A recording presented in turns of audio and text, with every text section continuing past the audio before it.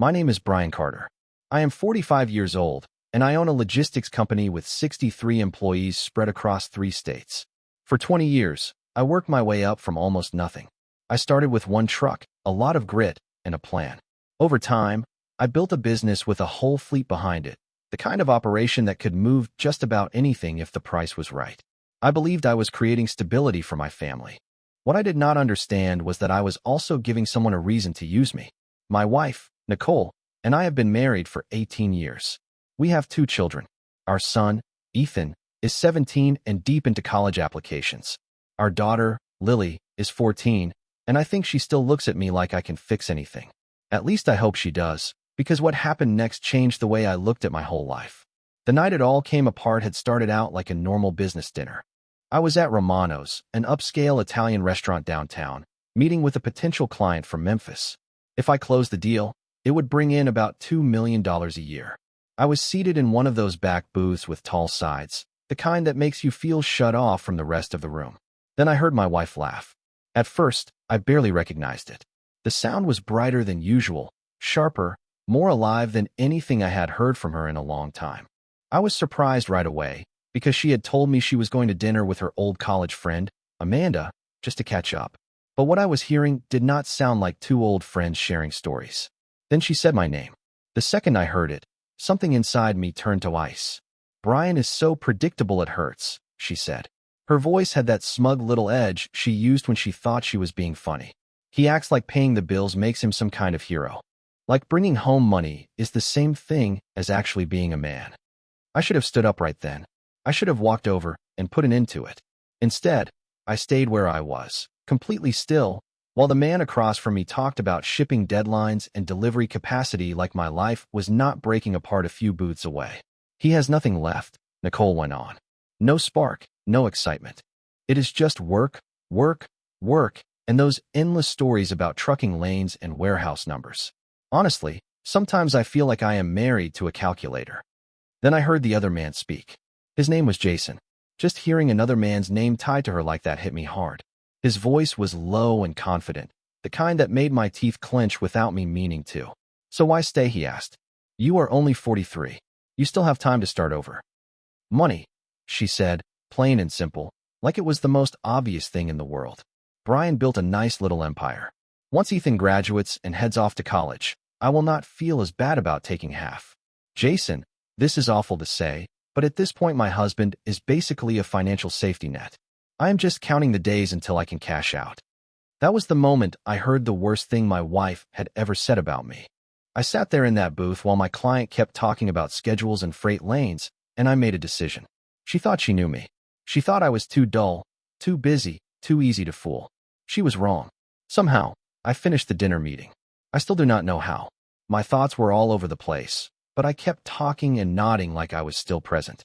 The client from Memphis shook my hand, told me he would give me an answer by Friday, and walked out without realizing he had just sat across from a man whose whole world had cracked open. Nicole was still there when I got up to leave. She had her back to me. She was leaning in toward Jason, laughing at something he had said. Even from where I stood, I could tell exactly what was going on. The way she touched her hair, the way she tilted her head, the way she looked at him. That was not a woman having dinner with an old friend. That was a woman out on a date. As I passed their table, I got a better look at him. He looked to be in his middle 40s, fit, well put together, wearing an expensive suit. He had the look of a man who probably drove a BMW and talked too much about his gym routine at parties. In other words, he looked like the exact opposite of me, at least in her eyes. Neither one of them noticed me. Why would they? According to my wife, I was nothing but a walking bank account with no personality. I sat in my truck in the parking lot for 20 minutes and watched through the restaurant window. They ordered dessert. Nicole fed him a bite of tiramisu. He reached across the table and held her hand. It was the kind of scene you would never look twice at, unless the woman smiling at another man happened to be your wife. Then my phone buzzed. It was a text from Nicole. "Running late with Amanda. Do not wait up. Love you. Love you." Those 2 words used to mean something to me. That night, they felt fake, like bad money passed off as real. I drove home in a fog. I do not remember much of the trip. My hands knew the road, and my mind kept replaying what I had heard. When I got there, Ethan was in his room doing homework, music slipping out from under the door. Lily was already asleep. her face soft in the glow of the hallway nightlight.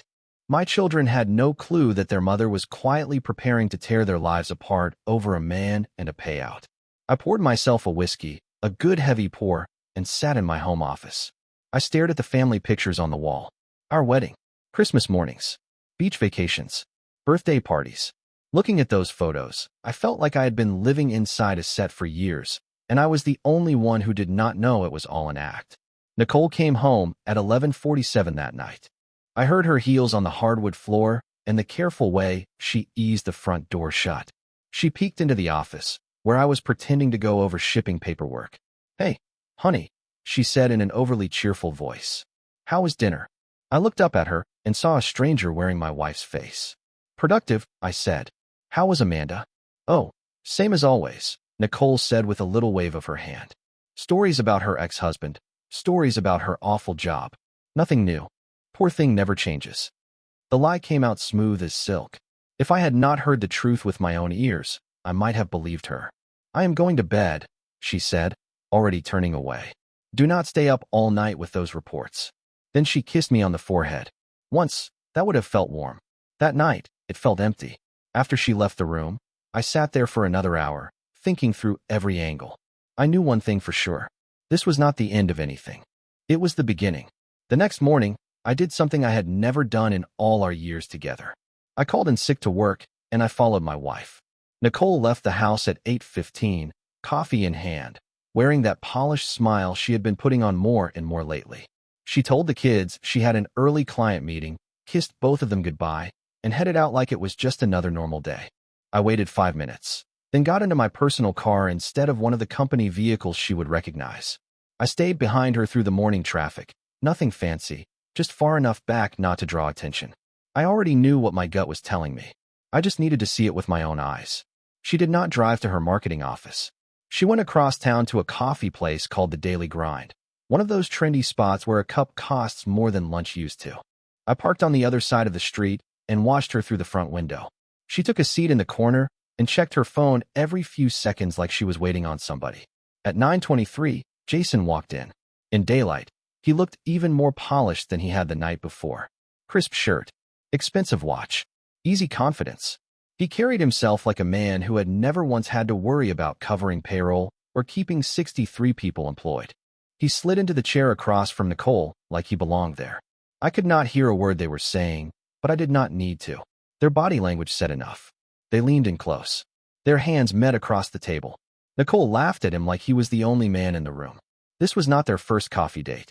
This was a routine. They stayed 47 minutes. I know because I timed it. I sat in my car like a bargain bin private investigator, staring through a coffee shop window and watching my marriage rot in real time. When they finally came out, they walked toward their cars together. Before they split up, he pulled her in and kissed her. It was not quick, and it was not casual. It was the kind of kiss that told me this thing had gone way beyond flirting. I gripped the steering wheel so hard I thought I might break it. After that, I followed Nicole to her real office and watched her go inside like she had done nothing wrong. Then I drove to my company, told my assistant I was feeling better, and buried myself in reports and schedules. At least that is what it looked like from the outside. The truth was, I could not focus on trucking routes or warehouse numbers. My mind was somewhere else entirely. I was already thinking ahead. That evening, I acted like everything was normal. I asked about her day. I listened while she laid out one lie after another about meetings, deadlines, and client demands. She was good at it too. Calm, detailed, smooth. It made me wonder how long she had been rehearsing. "How did that client meeting go this morning?" I asked over dinner, keeping my voice even. "Exhausting," Nicole said without pausing. "It is for a new restaurant campaign, and they want to change everything at the last minute." Ethan looked up from his plate. "Which restaurant?" For the briefest second, I saw a panic flash across her face. "Oh, it is still confidential," she said quickly. "You know how that works." He nodded and went back to eating, but I caught that little hesitation. It was the first visible crack I had seen in her act. Over the next week, I turned into a man with a purpose. On lunch breaks and late at night, I started tracking everything. Times, places, charges on our credit card statements that did not make sense. Phone activity I could see through our shared plan. The coffee shop kept showing up. Tuesday mornings, Thursday mornings. Same table, same pattern. I started taking pictures from across the street. Nothing dramatic, just enough to show what was going on if I ever needed proof. Then I remembered something important about Nicole. For all her scheming, she had always been careless with technology. Same passwords everywhere. Everything synced. No real thought about privacy or security. For a woman planning to take half my life and walk away, she had been sloppy. From the computer in my office, I got into her cloud account. What I found made me sick. There were hundreds of messages between her and Jason, stretching back 8 months. There were photos I wish I had never seen and could never unsee. But even worse than that were the messages where they talked about me like I was some obstacle in the way of the life they wanted. 3 weeks earlier, she had written, "Brian works so much he never notices anything. I could probably move in with you, and he would think I was just staying late at the office." Jason had answered, "Not yet. Wait until after the holidays. Let the kids have one more normal Christmas before you blow up their world." One more normal Christmas. The way he wrote it, the way she accepted it, made my blood run cold. They talked about my family like it was a schedule to manage. Like my children's lives were just something to arrange neatly before they pulled the pin on the grenade. And that was when I understood something clearly. While I had been out building a business, providing for my family, and trying to be a decent man, my wife had already turned my life into a countdown. They had already worked out the timing. Their plan was to wait until the end of the fiscal year, then start tearing my life apart while pretending it was all just business. Some of the worst messages were the newest ones, sent only 2 days after I overheard them at the restaurant. Jason had written, "He seemed suspicious last night. Nicole asked more questions than usual about my day. Maybe he is finally catching on." She answered, "Brian is too trusting. He always has been. I could tell him the sky was green, and he would ask me what shade. We stay with the plan. Ethan graduates in May, then we make our move." Make our move. That was how they talked about it, like ending my marriage was some kind of strategy game. Like I was too dumb to realize I was already on the board. I printed every message I could find. I made copies of the texts, the call records, the photos, the timelines, and the financial details. Then I rented a safety deposit box at a bank on the other side of town and locked it all away where Nicole could never get near it. After that, I called the best divorce attorney I could find in the state. Her name was Angela Ramirez, and she had a reputation for being ruthless when it came to protecting a client's assets. After she reviewed the evidence, she leaned back in her chair and looked at me with the kind of expression a surgeon might wear before telling somebody the damage was bad but survivable. "Mr. Carter," she said, "your wife has made several serious mistakes. First, she put everything in writing. Second, she is delaying her move, which gives us valuable time. Third, she has badly misjudged you." I looked at her and asked, "So what do we do now?" Angela gave me a small, sharp smile. "We make sure that when she comes after half of what you built, she finds out too late that the game has already changed." The hardest conversation I had through all of this happened on a cold Saturday morning in November. I asked Ryan, Nicole's brother, to meet me for coffee, not at the Daily Grind. I could not even stand the thought of that place anymore. We met at a small diner on the edge of town where nobody knew either of us. Ryan was 3 years younger than Nicole and worked as a family therapist. He had always been the calm one in their family, the one who saw people clearly and did not excuse bad behavior just because it came from blood. When he slid into the booth across from me, he studied my face for about 2 seconds before speaking. "Brian," he said, "you look awful. What happened?" I handed him a folder. Inside were printed copies of the messages, the photos, and enough proof to show him exactly what his sister had been doing. I left out the most intimate material. He was hurting enough already. He did not need that burned into his mind too. He sat there in silence and read every page. The longer he looked, the darker his face got. By the time he finished, he dropped the papers onto the table and dragged both hands over his face. "How long have you known?" he asked. 2 weeks, I told him. "Ever since then, I have been gathering evidence." He let out a long breath and shook his head. "God, Brian, I am so sorry. I knew something was wrong with Nicole. She has been acting different at family events.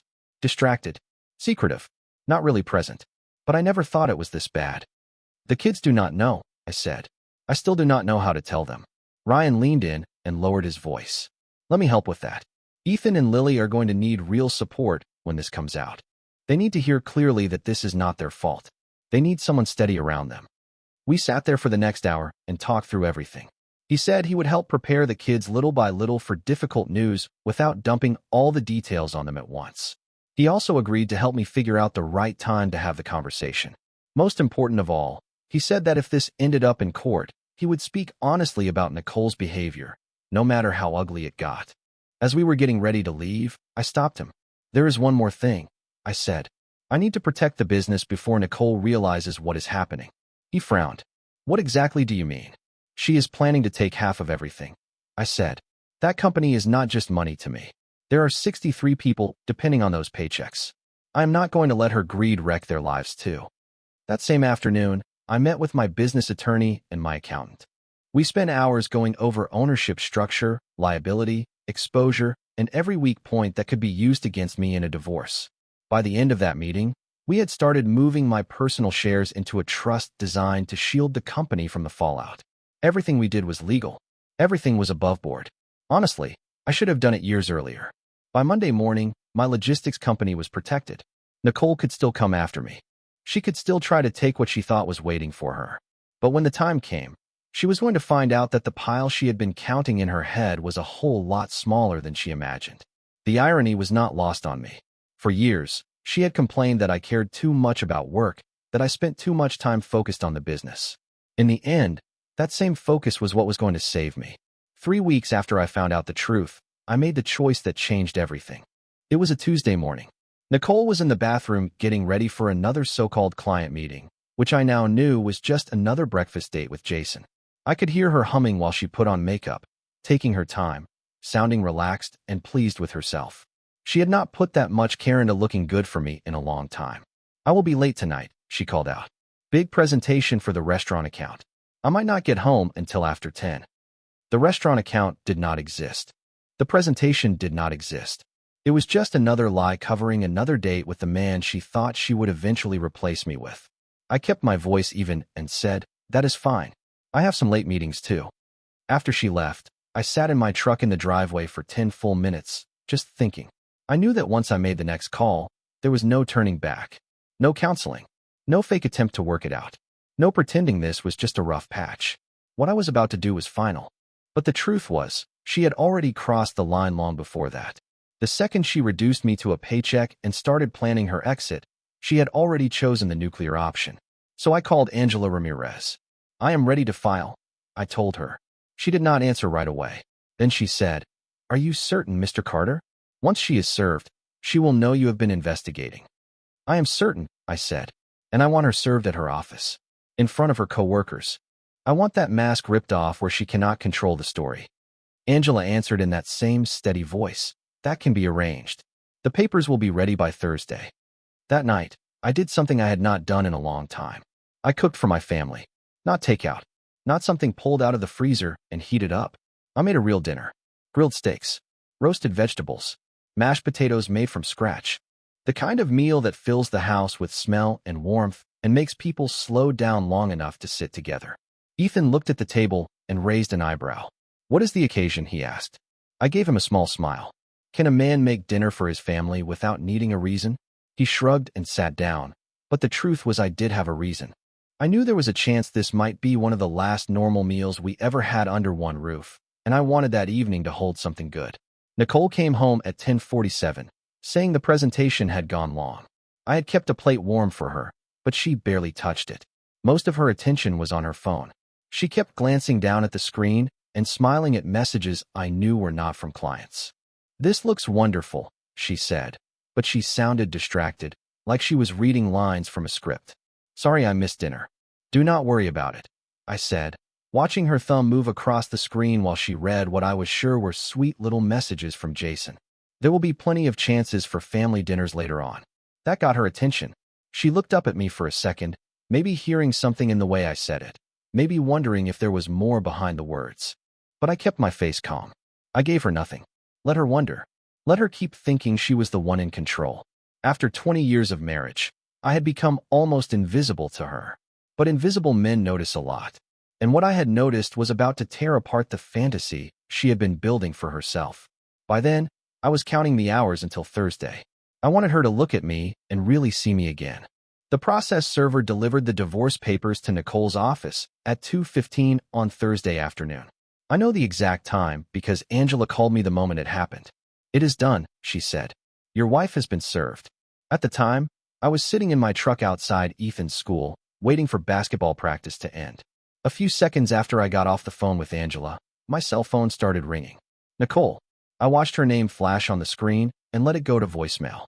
Then she called again, and again, and again. By the time Ethan came jogging out to the parking lot, sweaty and worn out from practice, I had 7 missed calls and a pile of frantic messages. Where are you? Call me right now. What is this? You cannot blindside me like this. Ethan opened the passenger door, tossed his bag inside, and glanced at my phone when it lit up yet again. Mom is really trying to get a hold of you, he said. Yeah. I answered, then powered the phone off completely. We will talk to her at home. The drive back was tense. Ethan kept looking over at me, trying to read my face, sensing that something big had happened. He did not ask more questions, but I could feel the worry coming off him. When we pulled into the driveway, Nicole's car was already there. She must have left work the second she got the papers. I found her in the kitchen. She was pacing back and forth, gripping the divorce documents in one hand so tightly the pages were bent. Her face was red. Her eyes were wide. She looked furious, shocked, and scared all at once. The second she saw me, she exploded. Brian, what is this? She demanded. Is this supposed to be some kind of joke? I set my keys on the counter and answered in the calmest voice I had used in weeks. It is not a joke. It is exactly what it looks like. Her mouth dropped open. You cannot just file for divorce without even talking to me first. We have problems, yes, but couples work through problems. This is insane. I stared at her. This woman who had spent months planning to gut my life on her own schedule, and now she wanted to act like she had been blindsided by some cruel surprise. I said, were you planning to work through those problems with Jason? For 1 second, all the color drained out of her face. She looked honestly stunned, like she had forgotten that lies eventually collide with reality. I do not know what you think you know, she started, but I cut her off. I know everything, Nicole. I know about the coffee shop. I know about the messages. I know about the plan to wait until Ethan graduates so you can take half of what I built. I know you called me pathetic and boring. I know you think Jason is more of a partner than I ever was. She just stood there, mouth opening and closing, unable to get a grip on the moment. She had expected this fight to happen later, on her terms, when she was prepared and in control. Instead, it was happening now, and she had nothing. Then she suddenly looked around. Where are the kids? Ryan picked them up, I said. They are staying at his place tonight while we deal with this. Her head snapped toward me. You told my brother? Your brother had a right to know his sister was about to blow up 2 families because she got bored and greedy. That was when the tears started. Not the kind that come from honest heartbreak. I knew the difference by then. These were controlled tears, chosen tears, the kind she probably used whenever she needed sympathy or cover. Brian, please, she said, reaching for my arm. We can fix this. I made a mistake, but we can get through it. I stepped back before she could touch me. No, I said. We cannot. Because this was not one mistake. This was a plan. You built it piece by piece. And now I have a plan of my own.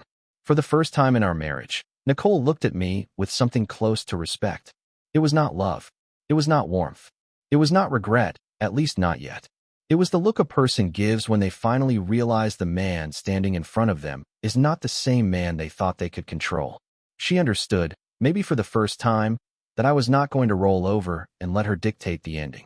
As I watched her take in what was happening, I had one clear thought. She is never going to look at me the same way again.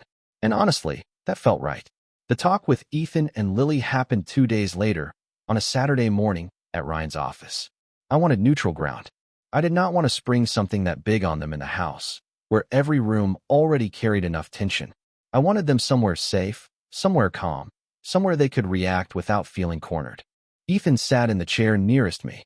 He was 17, trying hard to look grown, trying to hold himself together like a man, but I could still see the scared kid underneath all of it. Lily sat curled up on the couch. She was 14, still young enough to believe maybe this was all one terrible misunderstanding that could somehow be cleared up if the right words were said. I took a breath and looked at both of them. Your Uncle Ryan and I need to tell you what has been going on between your mom and me, I said. Ethan did not waste time. Are you getting divorced? He asked. He had always been direct. I raised him that way. In that moment, it helped and hurt at the same time. Yes, I said. We are. Lily made a sound that landed somewhere between a gasp and a sob. Ryan shifted a little closer to her without saying a word, just letting her know she was not alone. Why? She asked. I thought everything was okay. That was the question I had dreaded most.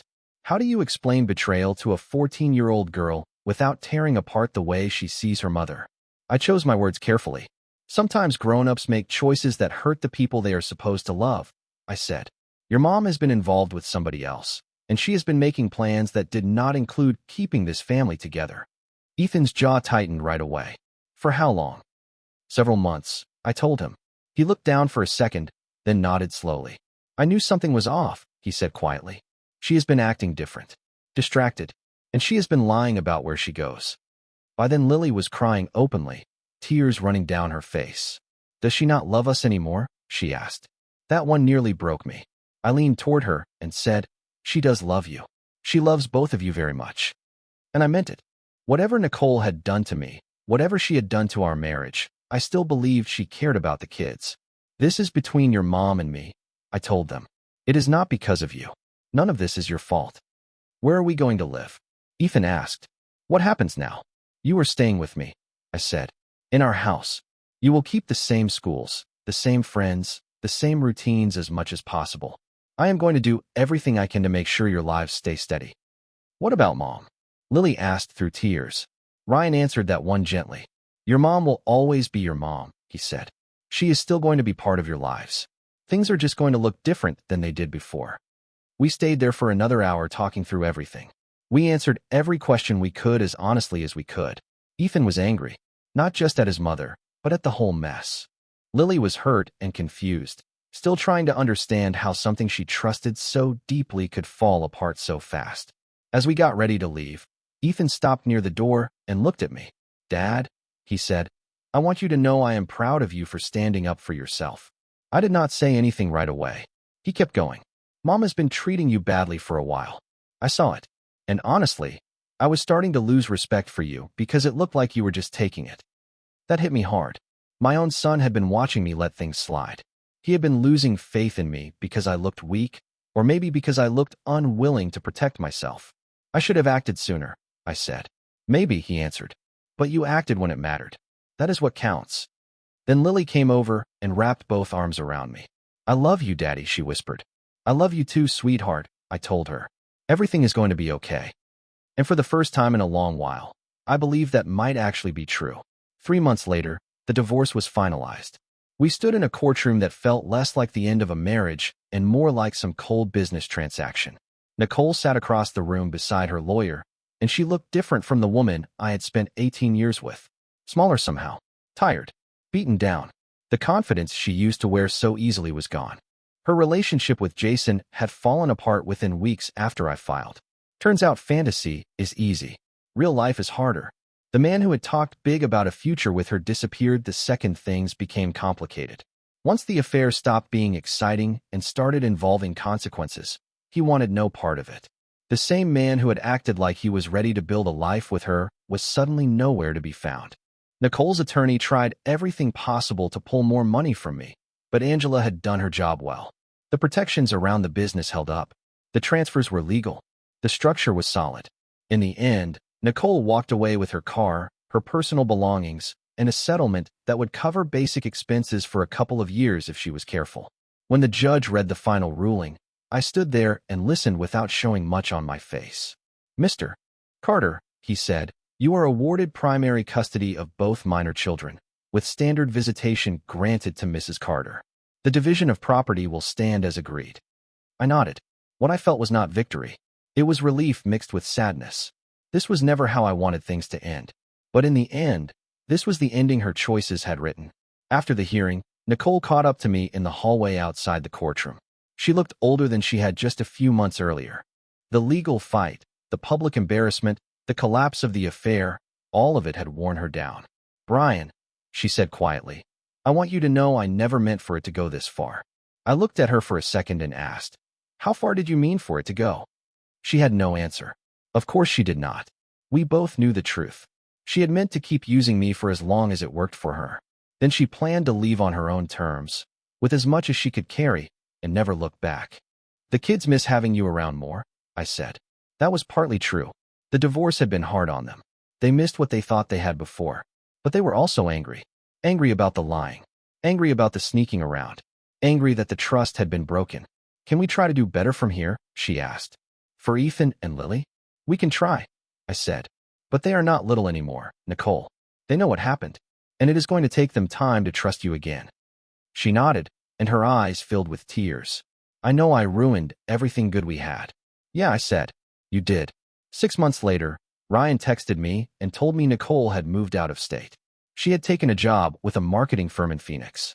She called the kids every week and flew in once a month to see them, but the easy closeness she used to have with them was gone.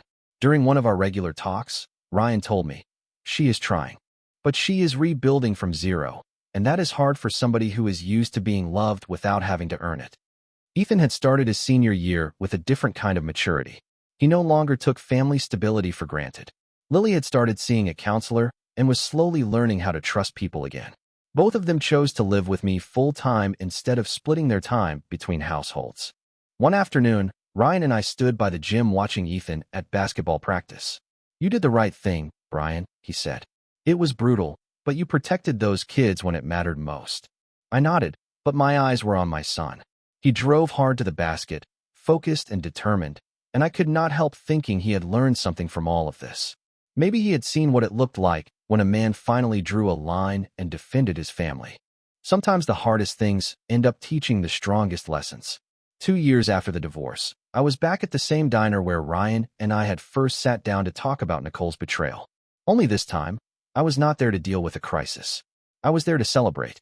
Ethan had been accepted to 3 colleges, including the one he wanted most.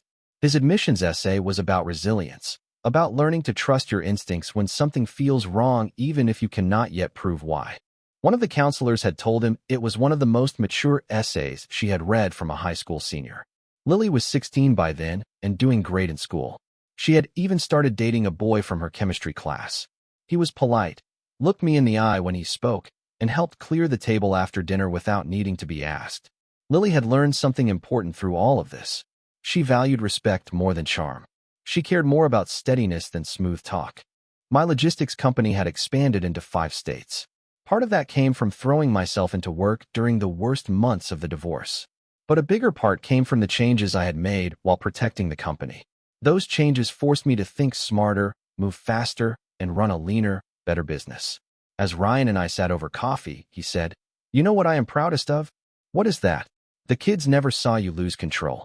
Even when your whole life was coming apart, you stayed focused on being their father." I looked down at my coffee for a second. There were nights I wanted to lose it, I admitted. There were nights I sat in my truck after following Nicole to another secret meeting and felt like everything I believed about my life had been fake. "But you did not fall apart," he said. "You got mad, and then you got smart." He was right. The anger never turned into recklessness. It turned into fuel. It carried me through the legal fight, the impossible conversations, the rebuilding, and the long, slow work of giving my children a stable life again. Nicole was still living in Phoenix. She had a new boyfriend by then, an accountant from what I heard. The kids had met him during one of their visits. Both of them said he treated her well and did not try to act like he was replacing me. After that trip, Lily told me, "She seems happier. More like the mom I remember when I was little." "That is good," I said, and I meant it. By then, the anger I used to carry toward Nicole was gone. It had burned itself out. What replaced it was distance. Not bitterness. Not revenge. Just a clear decision to focus on what was ahead of me instead of what was behind me. The month before, I had started seeing someone. Her name was Amanda. She owned a small business consulting firm. She was divorced too, and she had a teenage daughter. We met at a Chamber of Commerce event, started talking about the chaos of single parenting, and found out we had more in common than either one of us expected. After the kids met her, Ethan pulled me aside and said, "She is different from Mom." "How?" I asked. "She is more straightforward," he said. "Less dramatic." "Is that a good thing?" He gave me a look like the answer should have been obvious. "Definitely good. Drama is overrated." Lily agreed. "Amanda treats you like an equal," she told me one night. "Mom always acted like she was doing you a favor by being married to you."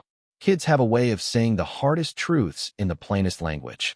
Later that afternoon, as I drove home from the diner, I thought about how much had changed since the night I overheard my wife say the worst thing she had ever said about me. Back then, sitting in that restaurant booth, I thought my life was ending. Now I understood something different. It was not the end. It was the start of a completely different life. When I pulled into the driveway, the house looked peaceful. Ethan's car was parked outside. He had driven back from a college visit on his own. Lily's bike was leaning against the garage, which meant she was probably inside working on homework. My family was smaller than it used to be, but it was stronger too. It was built on honesty instead of lies, on respect instead of convenience, on love that did not require anybody to fake who they were. What I learned that night in the restaurant stayed with me. Sometimes the ugliest thing a person says about you can also set you free. Because once you hear the truth about where you really stand, you finally get to decide where you want to go next.